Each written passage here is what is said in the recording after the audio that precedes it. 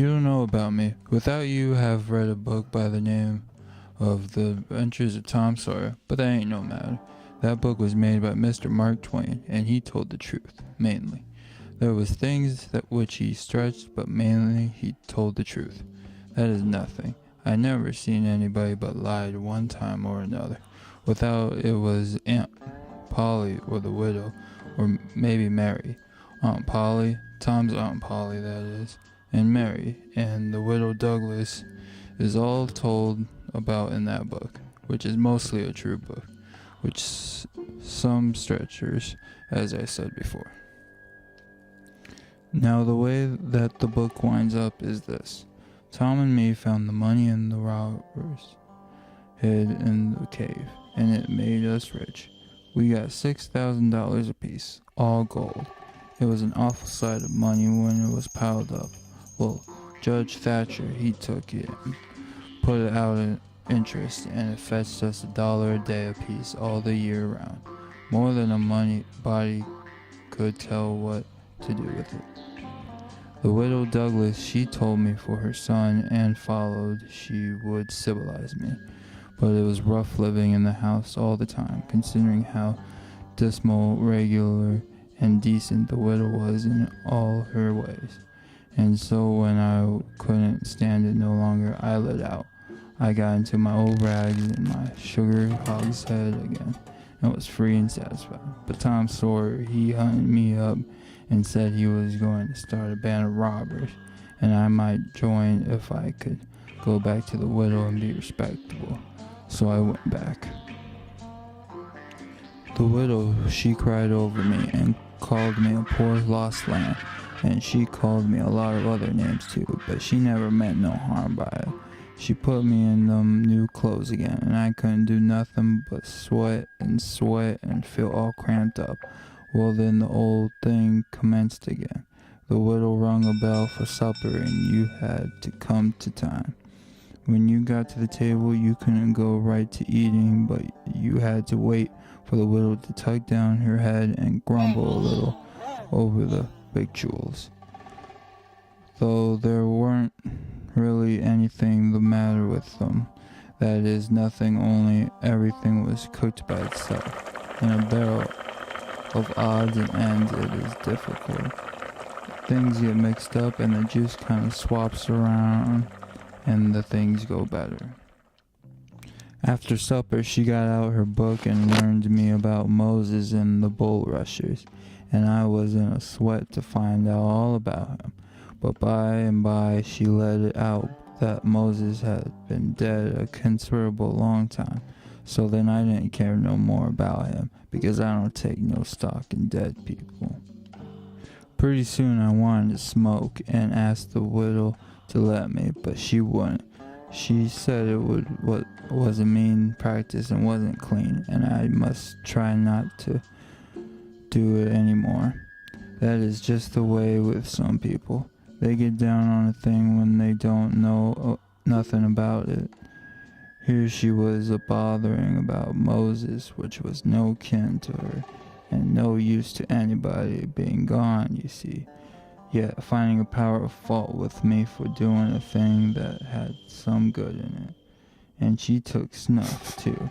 Of course that was all right, because she done it herself. Her sister, Miss Watson, tolerable slim old maid with goggles on, had just come to live with her, and took a set at me now with a spelling book. She worked me middling hard for about an hour, and then the widow made her ease up. I couldn't stood it much longer. Then for an hour it was deadly dull, and I was fidgety. Miss Watson would say, "Don't put your feet up there, Huckleberry." And, "Don't scrunch up like that, Huckleberry. Sat up straight." And pretty soon she would say, "Don't gap and stretch like that, Huckleberry. Why don't you try to behave?" Then she told me all about the bad place, and I said I wished I was there. She got mad then, but I didn't mean no harm. All I wanted was to go somewhere. All I wanted was a change. I weren't particular. She said it was wicked to say what I said. said she wouldn't say it for the whole world.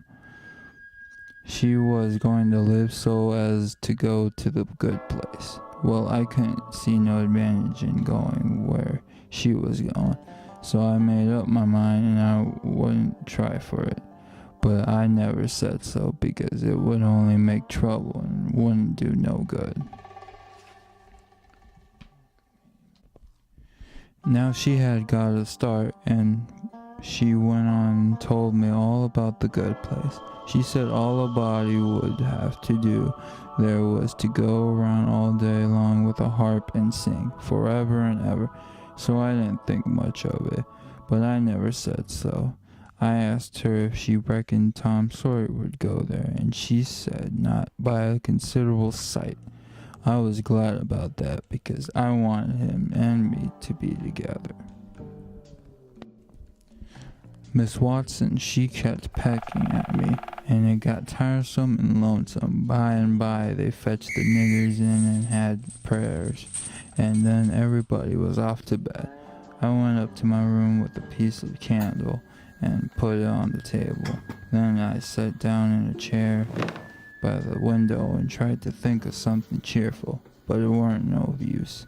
I felt so lonesome I most wished I was dead.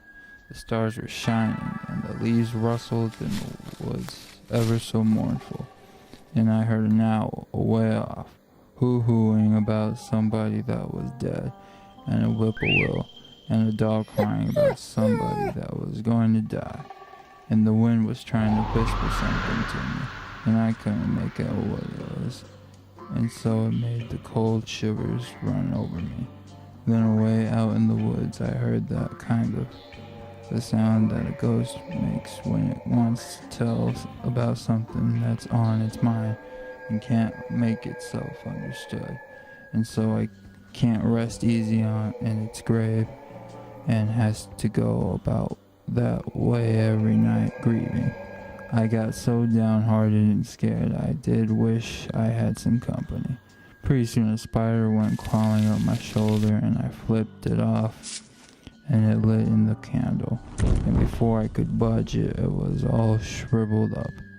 I didn't need anybody to tell me that was an awful bad sign and would fetch me some bad luck, so I was scared and most shook the clothes off of me. I got up and turned around in my tracks 3 times and crossed my breast every time. And then I tied up a little lock of my hair with thread to keep witches away, but I hadn't no confidence. You do that when you've lost a horseshoe that you found it, instead of nailing it up over the door. But I hadn't ever heard anybody say it was any way to keep off bad luck when you'd killed a spider. I sat down again, a-shaking all over, and got out my pipe for a smoke, for the house was all as still as death now, and so the widow wouldn't know. Well, after a long time I heard the clock away off in the town go boom, boom, boom, 12 licks, and all still again, stiller than ever. Pretty soon I heard a twig snap down the dark amongst the trees. Something was stirring. I sat still and listened. Directly I could just barely hear a meow meow down there. That was good, says I. Meow, meow, as soft as I could. And then I put out the light and scrambled out of the window onto the shed. Then I slipped down to the ground and crawled in among the trees. And sure enough, there was Tom Sawyer waiting for me.